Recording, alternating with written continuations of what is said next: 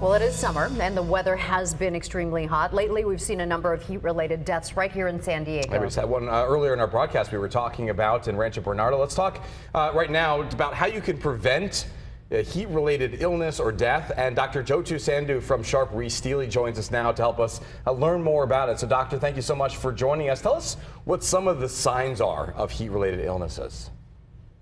Yeah, so, when someone's exposed themselves to an excessive amount of heat, people can be very dehydrated, have symptoms like nausea, vomiting, muscle cramping, kind of feel mentally disoriented and really exhausted. And that should be a telltale sign that they need to be evaluated a little further.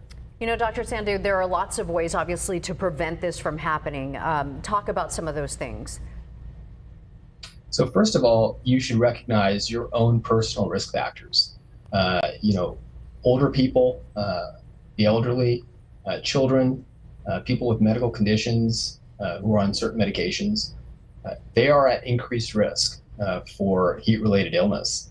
And so you should know yourself and know that those are the people that need to be most careful when they're exposing themselves to heat, especially for a prolonged period of time. So make sure that you're adequately hydrating, make sure you always carry a bottle of water with you, and then look for those signs and symptoms that may require further care. Yeah, so Dr. Sandhu, obviously one size doesn't fit all given everybody's different in different situations, but let's talk about hydration. Like, what's the best way to do it if you want to go on a hike or a run, and what's some things maybe to avoid, and maybe help us understand the hydration ideas and best way to go about it. Yeah, so on average, everyone should be drinking at least 6 to 10 cups of water a day.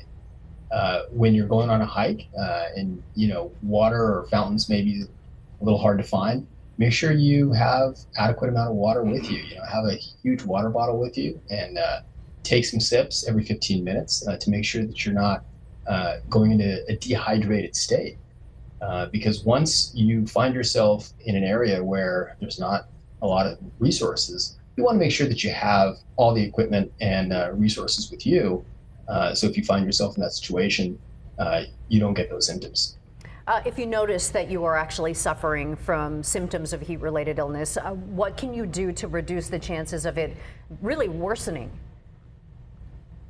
So if you are experiencing, now there's a variety of different types of heat-related illnesses. Heat exhaustion is the most common. And you'll get symptoms such as nausea, vomiting, cramping, and things like that. But you want to find yourself, you want to go to a cooler area. You want to stop doing the activities that you're doing. So you want to give your body a rest. And you want to hydrate. You want to find a shady area. And if you have access to cooling material like ice packs and things like that, you want to utilize them and make sure that your core body temperature cools down before you get into something like heat stroke. Dr. Sandhu, before we let you go, we've had some stories obviously talking about some really dangerous and adverse effects. People have died out there hiking in really bad conditions. Here it's been pretty hot, especially inland, getting into the triple digits. We've seen in Death Valley, people were going out for hikes. It was like 130 degrees. I mean, are people just best to avoid going out in these kind of conditions, or is there a way to responsibly do it? When it gets that hot, it's best to avoid it. Even the marathoners who run and who are seasoned athletes, they know better than to not participate. And even the organizers of these big elite events know when it's too hot to not take a risk. So if you're a recreational hiker or you like to keep fit, know your limits and know that if it gets too hot, it's probably best to avoid it until a later day. Probably wait till early in the morning or when the sun has gone down. You're not doing any benefits to yourself. You're putting yourself more at risk. Dr. Jyotu Sandhu from Sharp Reese-Steely, appreciate the insight. Always, good information for everybody, especially in this heat. And as Megan said, it's only going to potentially get hotter here in the months to come. So we appreciate that. If you want to learn more about what we just discussed, we've got some information for you on our website, fox5sandiego.com. Dr. Sandhu, thanks so much. Thank